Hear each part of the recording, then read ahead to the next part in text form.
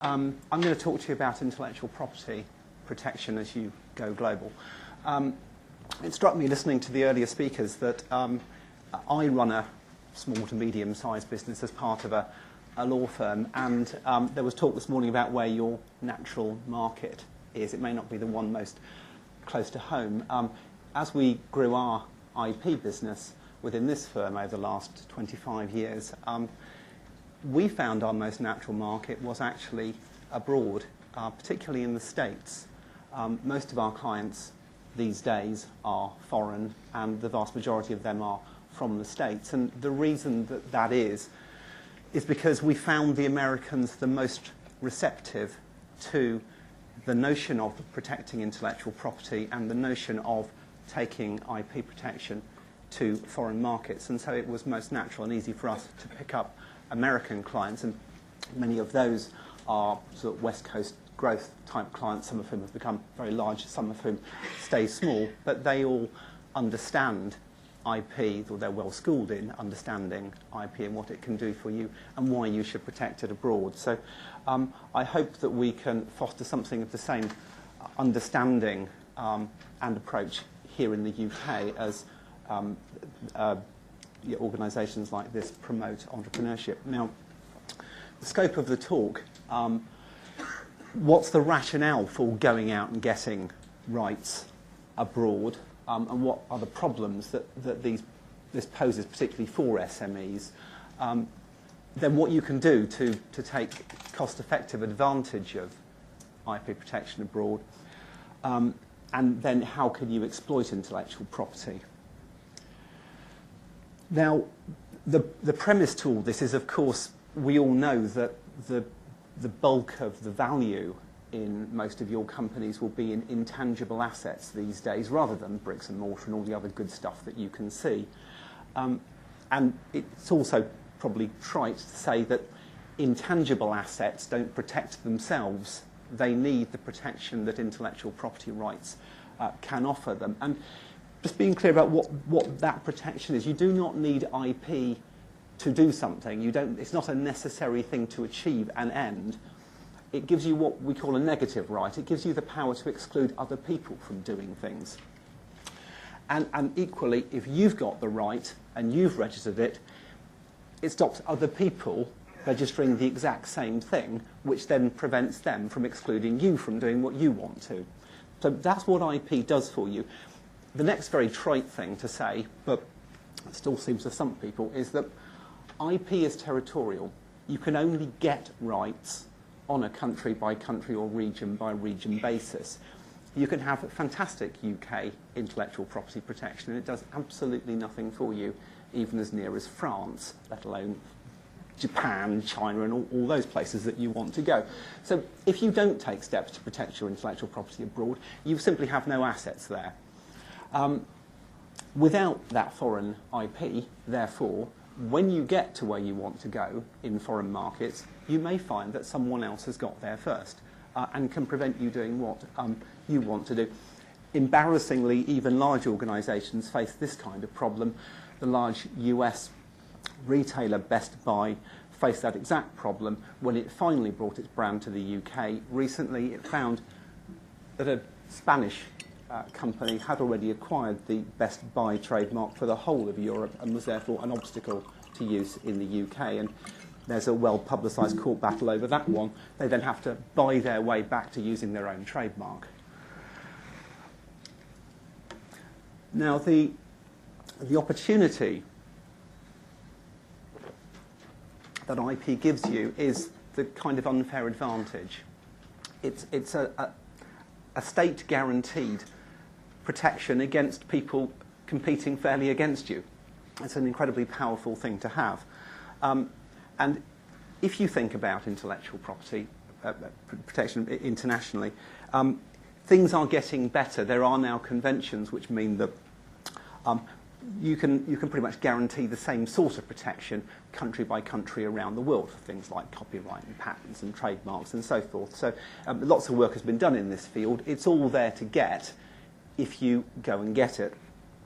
And getting it allows you to create your export markets, hold those export markets to yourself and prevent people free riding from all of the benefit that you've put into growing your market over here, or the R&D you did here and so forth you got going here. It prevents them just jumping in and doing exactly the same thing that you did without all of the costs that you incurred in the foreign places you want to go. And of course, getting the rights in place preserves for you the freedom to do what you do here when you ultimately do get there. Now, the perceived problems for SMEs in international intellectual property are, first and foremost, that people in this bracket do not really understand what IP is or what it can do for you, and the high cost of going abroad and protecting rights country by country, which clearly can multiply. I think another factor in this is intellectual property is quite easy to ignore as you grow your companies. You know instinctively that it's important. You think, yes, I'll deal with that. But actually, you don't need to deal with it day by day. Sort of, you can put it off to another day because it's not something you absolutely need to have until you suddenly find you haven't got it and wish you had. So you get fired up with enthusiasm one day, you kind of forget about it the next. No one's really tasked with it in the company, and it just doesn't happen. And that's, I think, a real problem. I think you do need to be consistent and keep on it. Julie mentioned earlier the importance of moving quickly. With IP, you have to move quickly. You have to be in there and get the rights protected before somebody else does. So moving quickly is important with IP. There's a difficulty, I appreciate. You need to move quickly to get the rights, probably at a time when you don't have all the money that you would like to do that. Also, you don't know. How much good will this protection give you? You don't know. I think you have to get used to the fact that for IP, there's a lot of uncertainty. It is not a perfect world. You don't have perfect information. You have to live with that and take the best views you can.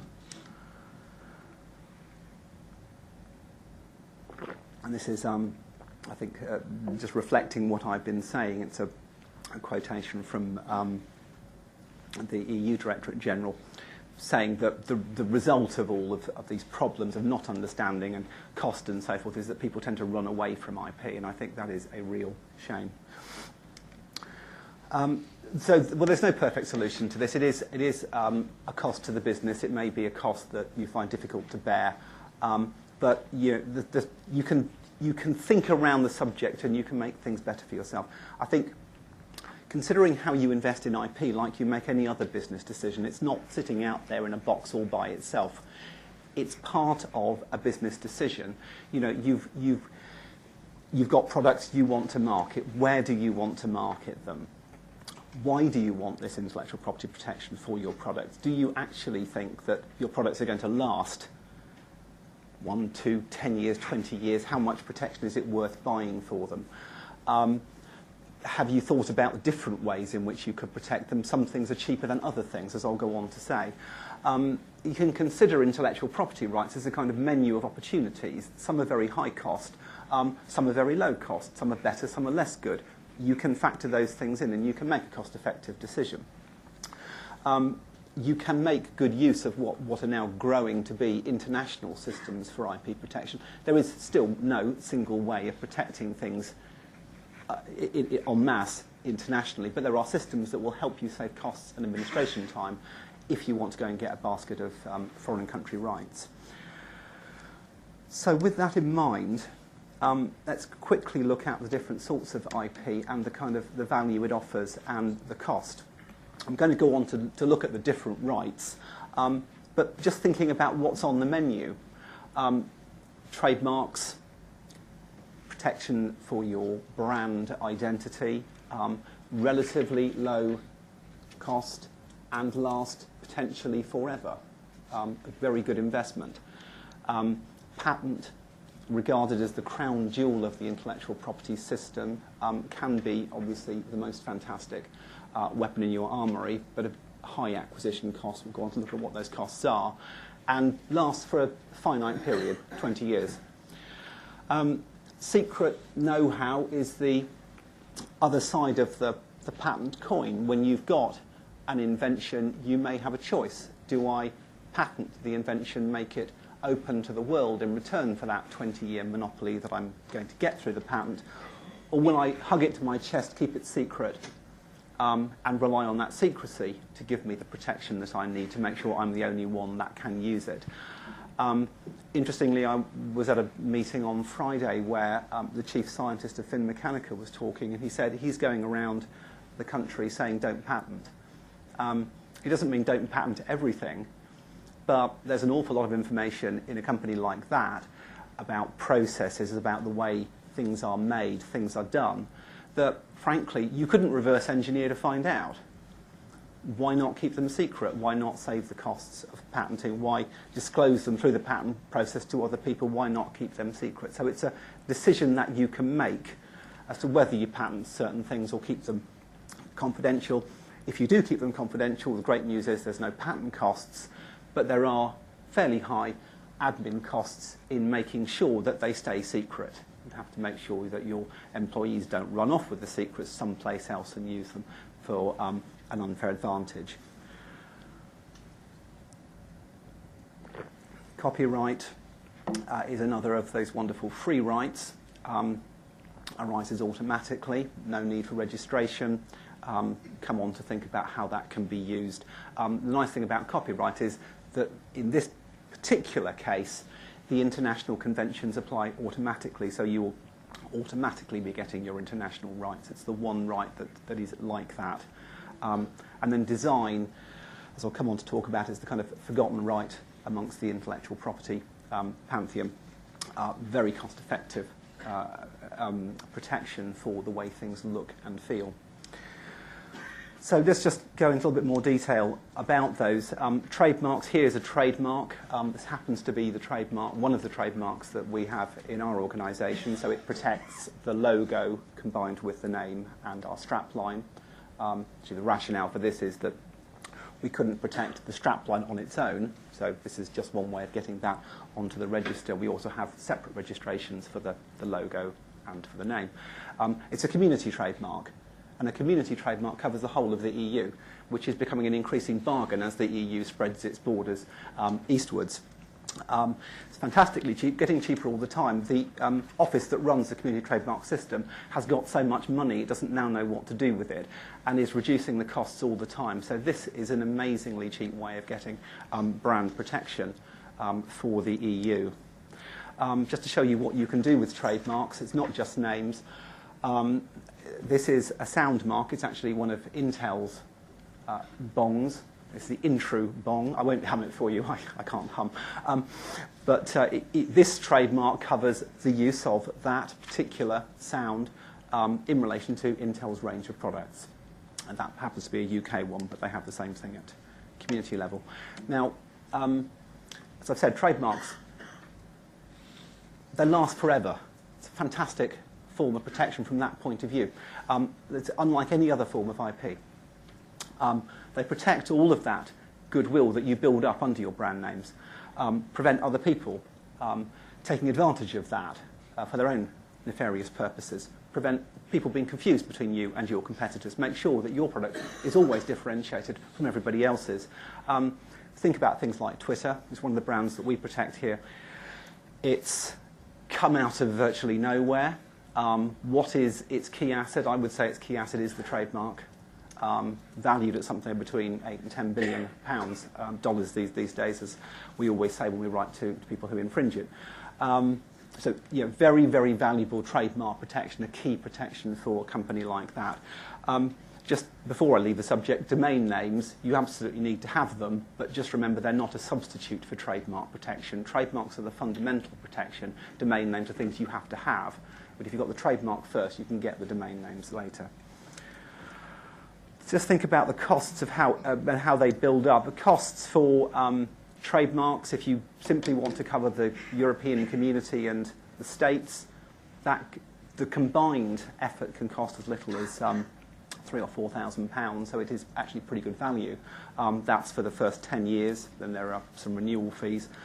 If you expand it out to cover the BRIC countries as well, looking at between sort of £7,000 and £10,000. Again, still good prices, I think, for the extent of protection that you get.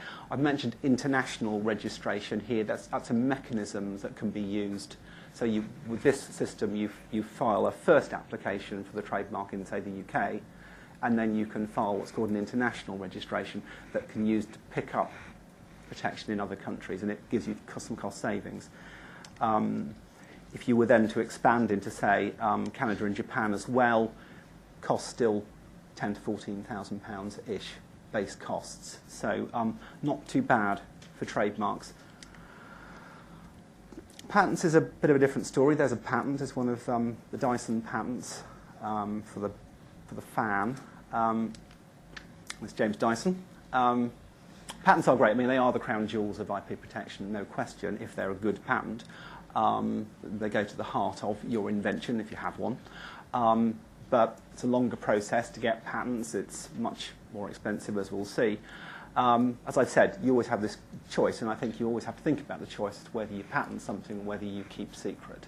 Maybe it's an illusion and there is no real choice, but sometimes there is. The problem with patents for us Europeans is we don't have, like the EU trademark, we don't have an EU patent. And if you read your newspapers at the moment, you'll see that it's going to be a little while before we do get an EU patent. And it means that, you know, we suffer versus the Americans, who can do these things much more cheaply in their home market. But we are where we are. These are costs provided from a firm of patent agents that we work with on the patent side, just to give you some indication of how typical patent costs build up, you know, around about the 5,000 or 7,000 mark for a typical GB patent. The European patent, well, actually that's a bit of a, as long as a piece of string really, because you pick, the European patent is not a single EU patent. At the moment, all you can do is you can make a European patent application and choose which European countries you want to cover. And depending on the number of countries you choose to cover, you'll get broader or narrower protection.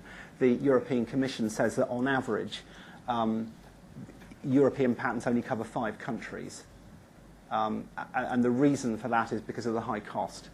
So people are choosing to file only for 5 country protection rather than the 27 member state protection that they could be filing for, simply because they're being driven out of it by cost. But it's a view you can take. You know, as you think about patent protection, you'd like to cover the world, you won't. The reality is you'll cover a certain number of countries and you can cut the cloth according to the amount of budget that you've got available. And then there are some costs for other countries, and you can see that it can mount up. And when people talk about £200,000 as being a kind of global patenting cost, you can see why that kind of figure can all too easily be the case. So patents are quite a bit more expensive, unfortunately, than trademarks, and therefore you really have to think about whether you're getting value out of them. Designs I mentioned as the forgotten right. Designs are great if you're making products that have a particular look about them that you think is essential to the buyer's decision to buy. They don't protect the integral working of the product, but they protect the way it looks. This example from a kettle chips packet shows you can protect even 2-dimensional designs using the European design system. This screenshot shows this is a company that makes systems for controlling all of the things going on in your house, your fridge, your heating, your music and so forth, from a single control panel. And what we did was we filed a design application that covers all the different ways that the control panel could look, as just one way of giving them protection. And the great beauty of the system is that you can put lots and lots and lots of images into the same design application for the same very, very low fee. More traditionally, it's used for 3-dimensional designs. So Apple, for example, have got registered design protection for these designs. So that is design well worth thinking about if you have something that's going to appeal to the eye of the consumer. I'm going to whiz through the rest of this. I think I'm being signalled to. Priority period is very important. If you priority gives you an opportunity, once you've made the first filing for a trademark or a design or a patent, to make subsequent international filings within a certain period of time. And if you do it within that period, then you rank ahead of anyone that's trying to jump in ahead of you and nick your idea. If you wait till after the priority period, you may rank behind them. So it's important, once you've made your first filing, to follow up reasonably quickly with what you want to do internationally after that. You've got this period, but it's not hugely long. I just mentioned copyright. Again, you don't need to register copyright, but don't forget it. It's important if you're in the software business, even if you don't have patents. Remember the Oracle against SAP fight just recently. Huge, huge damages award, not a patent case, but a copyright case. That's yours automatically. The big thing about copyright is when you get to court, can you prove you own the copyright? Have you got all the documents to show that your guys developed the software? Have you actually, was it not developed by your employees but someone outside the company? And do you have paperwork to show that you acquired the copyright? So the big deal about copyright is, can you document it? Can you prove you've got it? Don't forget that it's not just about registration. When you take your rights abroad, you need to think about, well, has someone got there before me? Are they going to be able to thwart what I'm doing? Preferably you do your clearance on a global basis when you start, before you choose your first name or your technology, because it may be too late to change by the time you've got up and running in one country. Budweiser is a good example of a trademark that started in two different places. They both came together into international markets and have been fighting ever since at vast, vast expense. The same thing can happen with patents, unfortunately, so do be careful. The very, very last two slides here. When you've got the rights, how can you exploit them? There's way too much on this slide, really, but pretty obviously you can go straight into markets yourselves and sell your product. You may already be in international markets. If you've got a website and you're selling products, you may already be selling globally. If you don't want to do it directly, you can do it indirectly. IP rights are a great thing to have if you want to form alliances with people or do deals, because you've got something to contribute to the party. You say, I've got this technology, you've got this, let's bring it together and do something joint. Or you can say to someone brand new, I'll license you with all my technology and you can bring it to market. You can form joint ventures. You can franchise your business model. So the minute you've got IP, you've got something to trade, something that can be protected and something to trade, something to exploit and make money. Your big issues are going to be the usual commercial issues. The big problem from SMEs is getting stitched up with deals. You know, you do the deal with the guy in the market that you want to do business in, and the deal's so good for him and not very good for you when you're out the market and you can't use the rights yourselves for 10, 20 years. So you need to keep the exit routes for yourselves, make sure you're getting a fair return, making sure if you're giving exclusivity you're clear about what you mean, what you still can do and what you can't, and allocate risks fairly. So these are the issues that will often bedevil many commercial arrangements, but they're particularly acute in IP deals. Very lastly, taking rights abroad, all very well, but remember the basics are going to be hugely important. Good employment contracts, making sure that your company, get all the rights you need before you start exploiting them. Keep records of how things are developed, make sure you can prove how they were developed, and make sure that your people who are developing things are giving you the information you need. Keep confidentiality agreements tight, and don't let IP take a back seat. Make sure it stays first and foremost in your mind. That's it. Fantastic. Okay. Thank you very much, Guy.